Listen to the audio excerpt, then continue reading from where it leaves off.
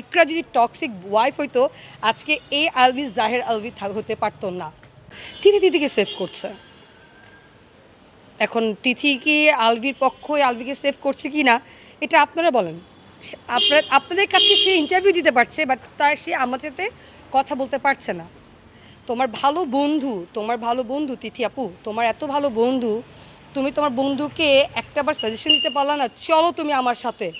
আজকে যদি আমার ভালো বন্ধু এই যে ইকরা মরে গেছে, ওকে নিয়ে কত কন্ট্রোভার্সি, ও টক্সিক। ভাই, টক্সিক বউ নিয়ে 6 মাস সংসার করা যায়, টক্সিক বউ নিয়ে 1 বছর সংসার করা যায়, 16 বছর সংসার পাশাপাশি মিডিয়াতে থাকা যায় না। একটা টক্সিক বউ কখনো তোমার সাথে টানা এতগুলো নাটক জীবনে করতে দিত না। টক্সিক হলে পরপর হিট নাটক তোমরা কখনো বের করতে পারত না। টক্সিক মেয়েরা হাজব্যান্ডকে একটা বুয়ার সাথে পর্যন্ত সন্দেহ করা শুরু করে।